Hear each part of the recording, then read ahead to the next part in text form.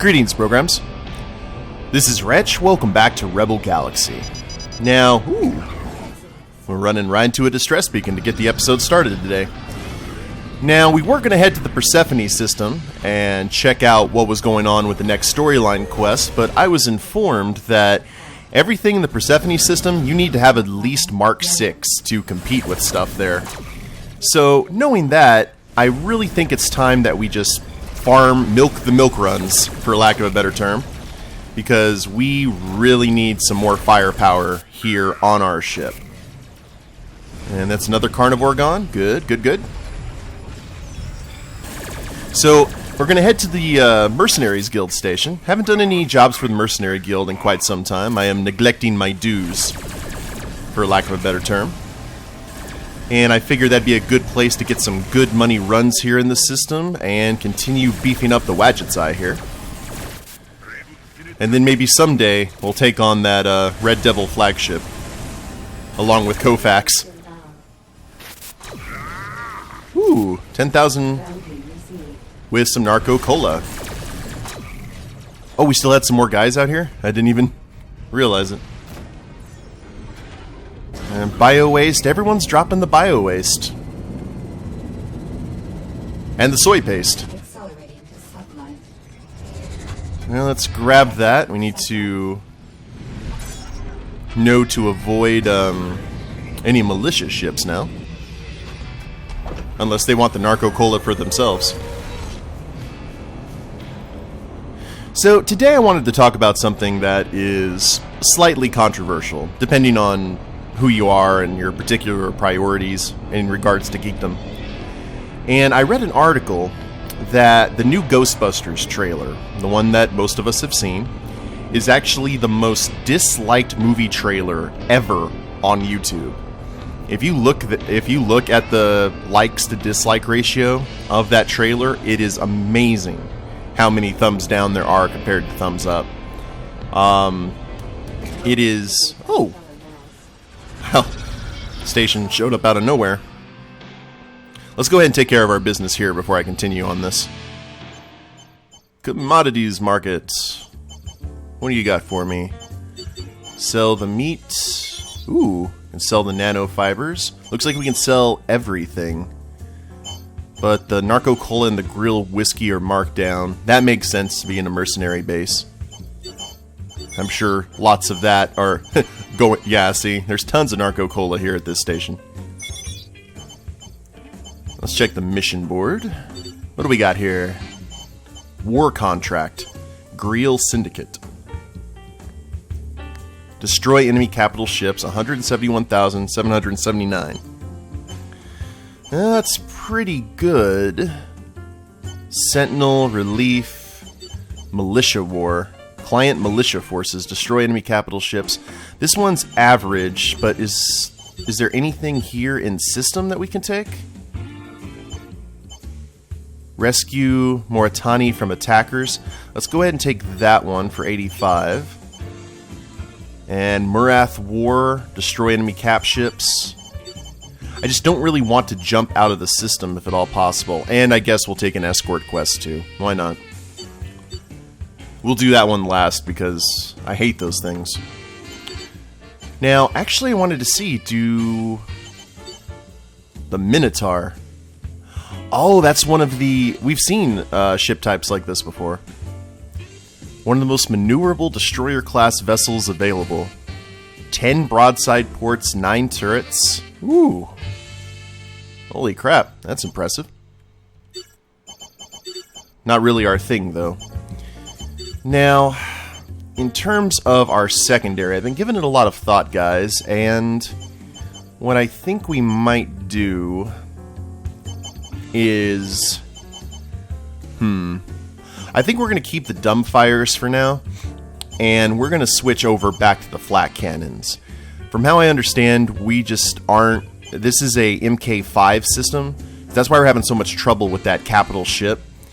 However, we can get some big money here if we work, so we're just going to leave everything alone there and start working on the gargantuan task of getting the rest of our stuff up to snuff.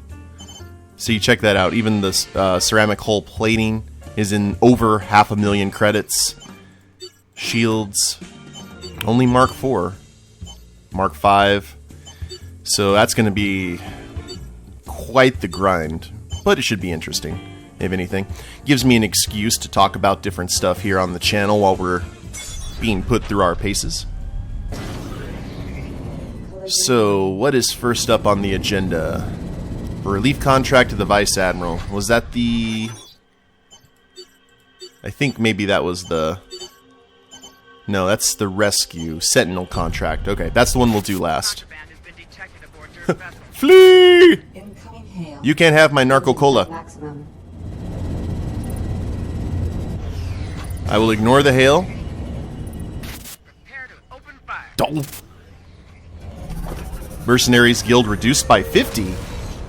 Holy crap! I thought it would be the militia forces that did that. How low did... Okay, I'm still rank 7. That's fine.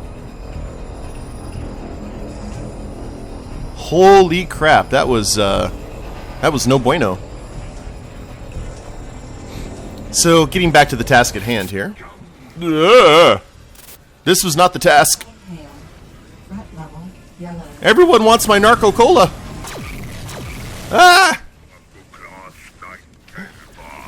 Okay. Flee! Fly, you fool!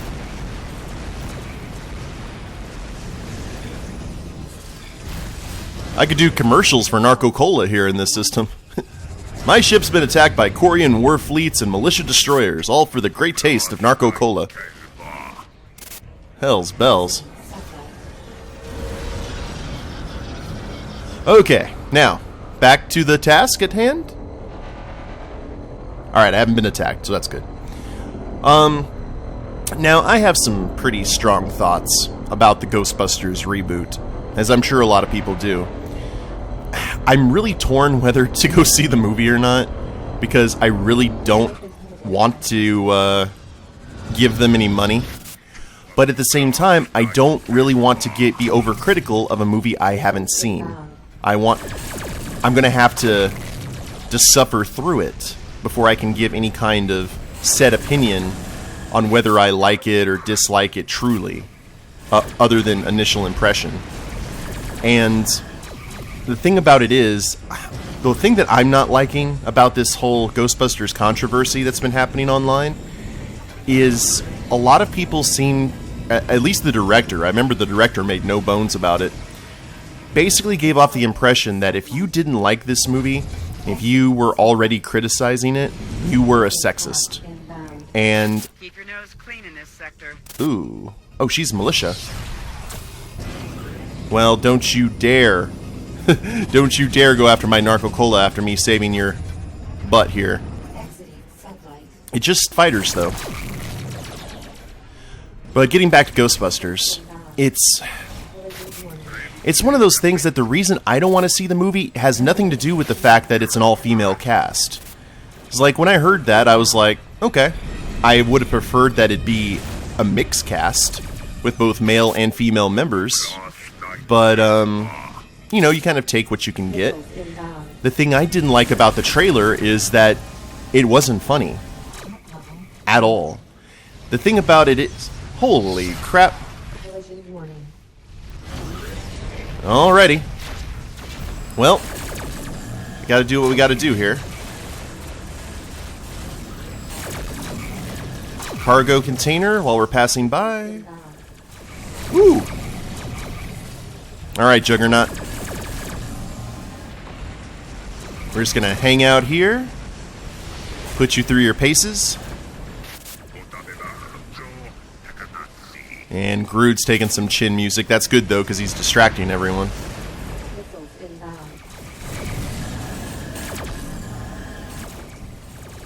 There we go. Now we're starting to kill it. Now, are these Korean dreadnoughts? I wouldn't think so. And... Whoop! Ooh, 21,000 credit bounty, too.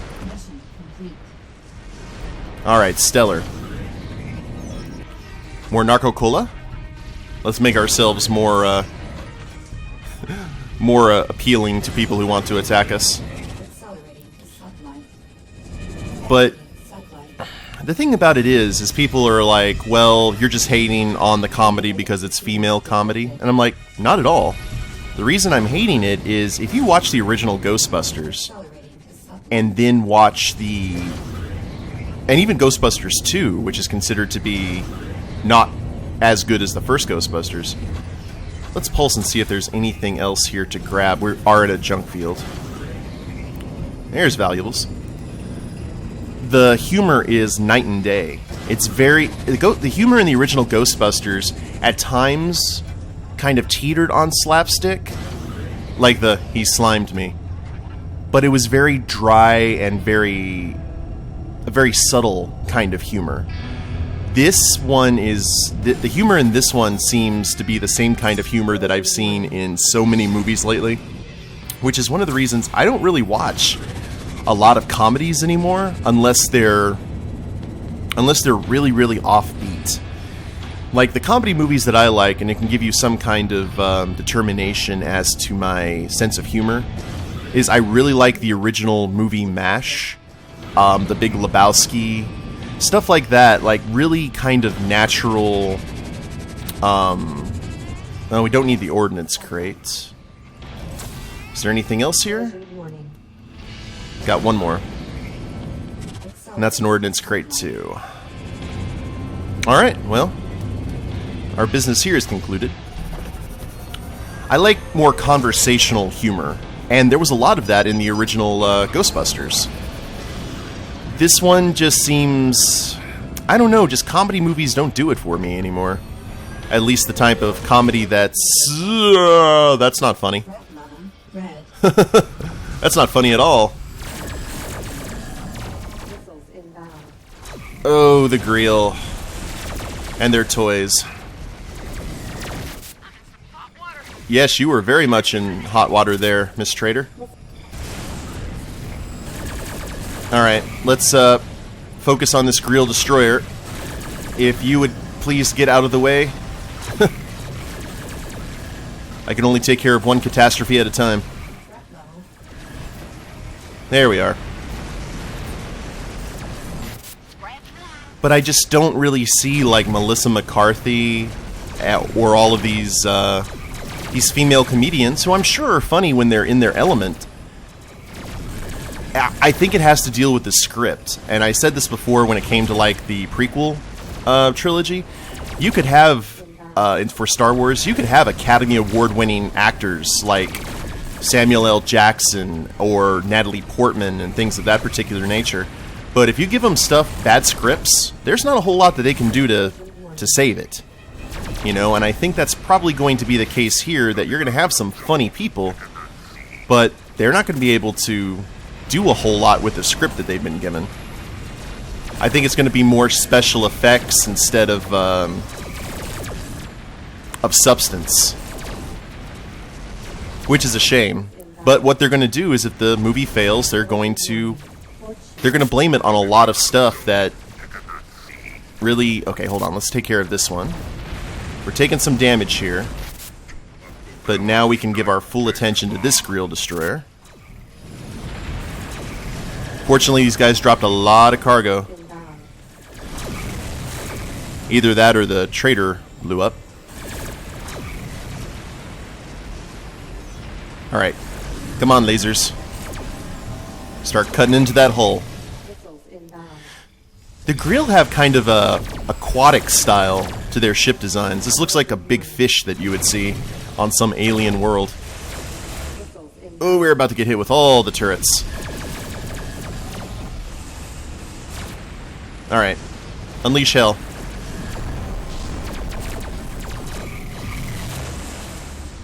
It's been a good fight, though. But I hope you guys see what I mean by... A primary thought is when I watched that trailer for the first time and saw the scene where Melissa McCarthy's character is possessed, and it's that whole "the power of Patty compels you." Ooh. Lots of cargo. Yes. Take care now. Bye-bye then. the power of Patty compels you, and the slap, and the that's gonna leave a mark kind of thing. I thought about that, and I was like, well, how do they do kind of an exorcism, or how do they deal with someone who was possessed in the first Ghostbusters movie? And I just remember that scene when Venkman calls, I think it was Egon or Ray, and said, I've dosed her up with, 100 cc's of something or other. She's going to take a little nap now.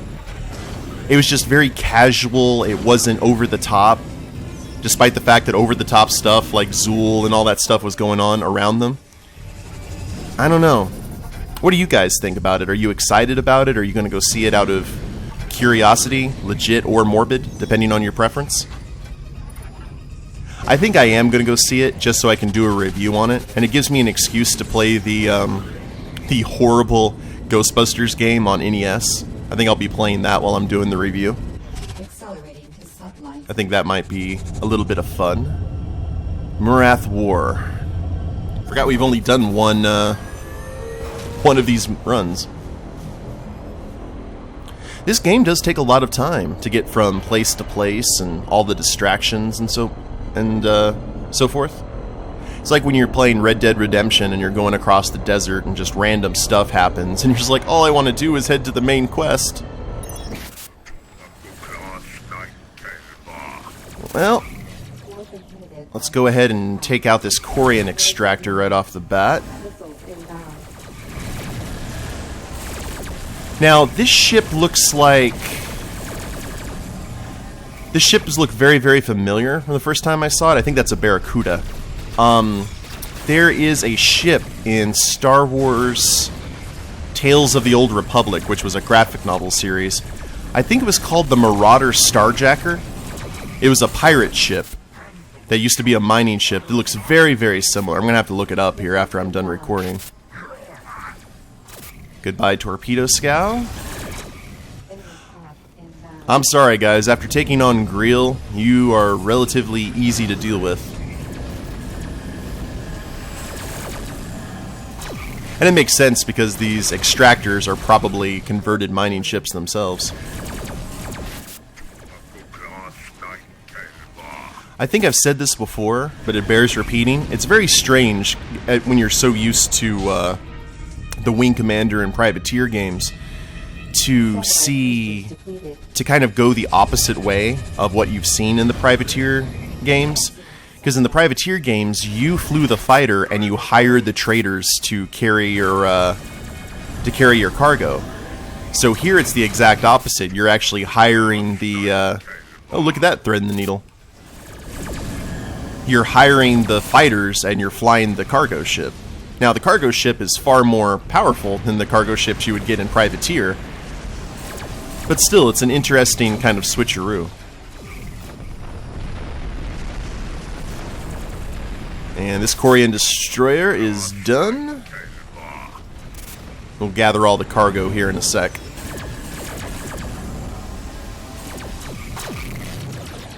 And I think we just got one more destroyer, maybe two. Wretch. Man, look at that firepower. Never broadside a ship if you can help it. That's actually one of the coolest things I saw, I remember, in Pirates of the Caribbean Dead Man's Chest, is when they said, I don't know if that was in Pirates of the, if that was in Dead Man's Chest or World's End, but it was the Flying Dutchman when Davy Jones said, break out the triple guns, and they had cannons actually on the front of the ship, which I'd never seen in like a pirate movie before. I thought that was so cool.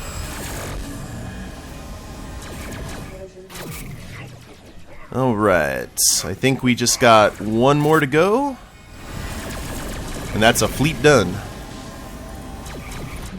Boop! Ooh, Groot has taken some serious damage. I wonder if Groot has a repair bot on his ship. I doubt it. Oh, this was a Murath Dreadnought. So that's what they look like. Okay. That's good to know in case we ever have to fight one of these things. No! Our hold is full. What else did we have here? Because if we have some big money stuff, I don't want to lose it. Metallic ore. Oh, there's a cargo container. Alright. What do we want to drop? We'll drop metallic ore.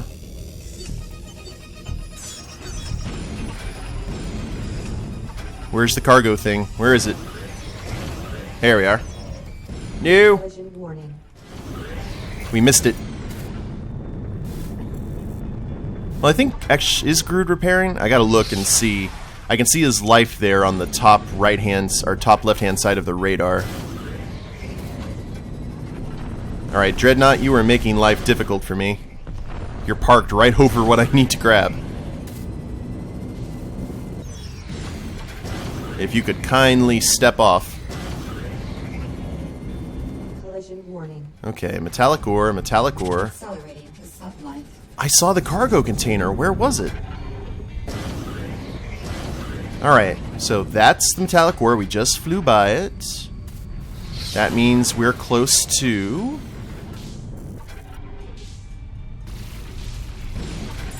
Okay, we just had more metallic ore. That's weird. Accelerating to sublight. There's obtanium. Exiting sublight. Don't really care about that. There's a cargo container. Okay. That must have been just my fault. Hold full. Coridian leaving munitions. Okay, that's fine. Mark II Corian Viridian laser. And we have some other stuff here from that first ship that blew up. Let's go check that out.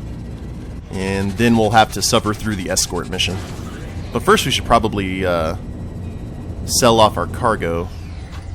Obtanium, obtanium. Exiting sublight. I think most of this came from the fact that we were blowing up some... Oh, there's Grill Whiskey. Yes, indeed. Let's drop the nuts and bolts. Grill Whiskey pays good money. We just have to find a place that'll actually pay good money for it. Is the problem. Yik yak meat. There you are. Oh no, no, no, no. Is there a way to cycle through cargo? If anyone knows that, please let me know. It's gonna make my life sufficiently easier. Alrighty. I think we'll call that good. Where's our next mission at? This is actually a huge system too, as you can see. I'm zoomed out all the way. Investigate the anomaly. Holy crap. Yeah, this is a very, very large system. And I can't find where the escort mission is. I know it's... There it is. Okay, it's near the... It was right next to the Mercenaries Guild. Alright, cool. Let's head... Abante Station's a prison. Probably not the best place to sell stuff. Let's go... Manufacturing... Leisure. Accelerating to sublight. Leisure seems like a good place to sell all of this stuff. So I'm going to head here, guys, and then we will start warping toward the escort quest, and I will see you guys there. So I just lost 50 militia faction for escaping another militia patrol. I've sold everything in the hold except for, you guessed it, the Narco-Cola. The slurm of Rebel Galaxy. But I feel somewhat determined that I'm going to sell that Narco-Cola for a good price, so it will stay in the cargo hold until further notice. Now, I apologize about talking about the Ghostbusters if anyone has any really strong feelings about that, but there's... It's kind of getting into kind of heavy stuff, but I really don't like the vibe that happens when you try to do something with talented, diverse people, okay? Whether it be, whoa, warp pairing.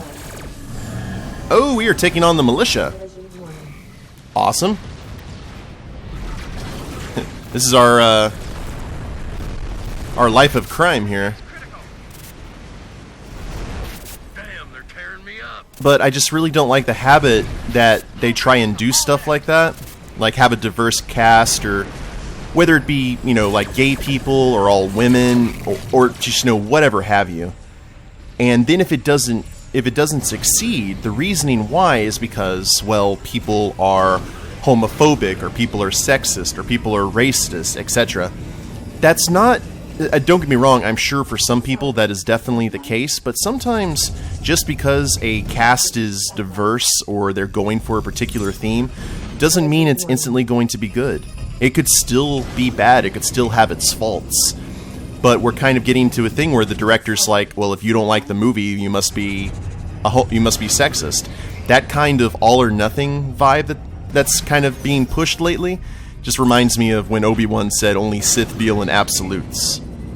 So you gotta look at the good stuff, you gotta look at the bad stuff, and realize that if the story is bad, the dialogue is bad, the actors can't do anything to save it, sometimes you gotta blame other stuff than the people who may dislike it for whatever reason. So let's go ahead and hail. What can I help you with? Oh, okay. Fly safe, friend. Indeed. Let's go ahead and pair our warp. Warp pairing engaged. And hopefully we won't run into too many complications here. Ah, good to see your friendly face. But if any of you guys have any kind of opinions on that, let me know in the comments below. Discussion or whatever, just keep it civil. You guys know the score. We're all good folk here. At least I like to think so. I would like a nice, leisurely drive. Alright, this right here is one of the reasons that I am not a fan of the escort missions, because even if it has nothing to do with the cargo ship, a cargo ship will break out of warp and attack any hostile craft nearby, even if they're not being attacked themselves.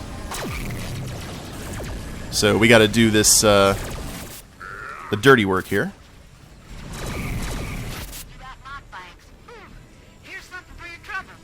I mean, we got 13,000, that's nice, but I won't say no to it. Accelerating to sublight. Alright, Mr. Pike, let's continue on here. Engaged. Control override. Exiting sublight. Where are we going?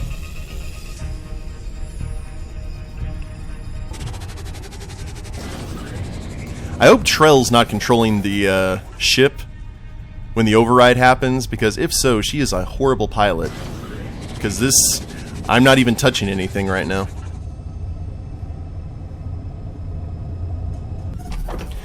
Another thing is, I really wish we could see our final destination to see how close we are to ending the escort quest. That would actually be pretty handy as well.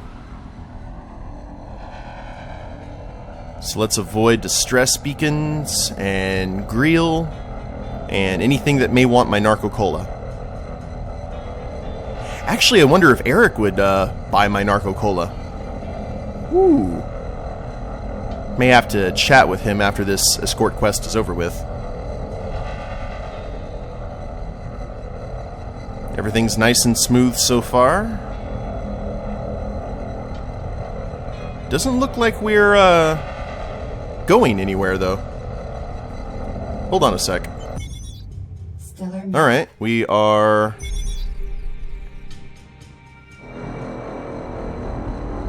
Are we stuck? I think we may have been stuck, guys. Let's, because I was like, we're not passing any nebulas or junk fields or anything like that. But also, we are kind of at the mercy of Eric's warp drive. It may be a lot slower than ours.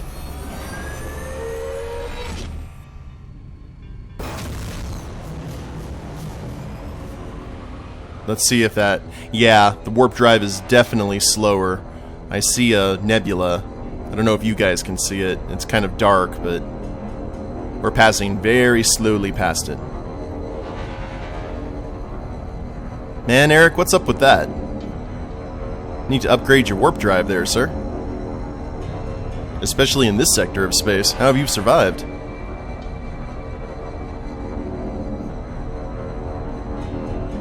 And a little off topic, I hope people who have been like Game of Thrones watched last night's episode. It's already establishing some really good plot points for the season already, including that nice little moment at the end. Obviously, no spoilers, but we're seeing the return to storylines that we haven't seen in quite a few seasons, and I'm glad we're returning to some of it. And because the series is pretty much caught up to the books, now the series can start going into a lot of the lore and stuff that people were upset that the series has missed. So that's cool. It's just going to be kind of obscured with the book timeline. But George R.R. Martin has already said that he considers the series kind of an alternate fiction, I guess, to the book series, which is cool. I haven't read the books, and I don't really want to, because, at least until the series is done, because I know a lot of people who read Harry Potter and hate the movies. They hate the Harry Potter movies.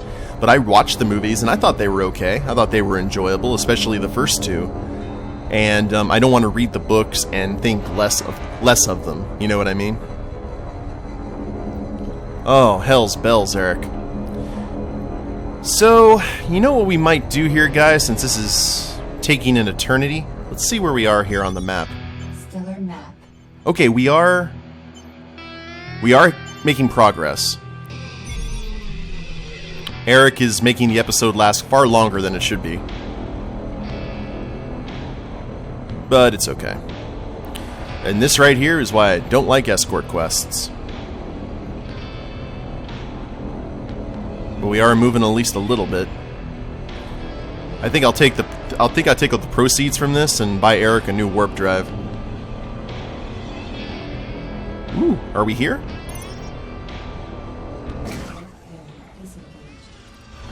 Or did you just fly right in here for no reason? Collision warning. Oh, Eric. What am I going to do with you? Ooh, there's valuables, though. So I'll tell you what, we're going to go ahead and end the episode here, guys, and when we pick this up, we will continue our escort with Eric here. Hope you all have enjoyed it. If you liked the episode, go ahead and leave a like down below, subscribe to the channel, leave a comment, that'd be a big help, and we'll see you next time. Later days, everyone.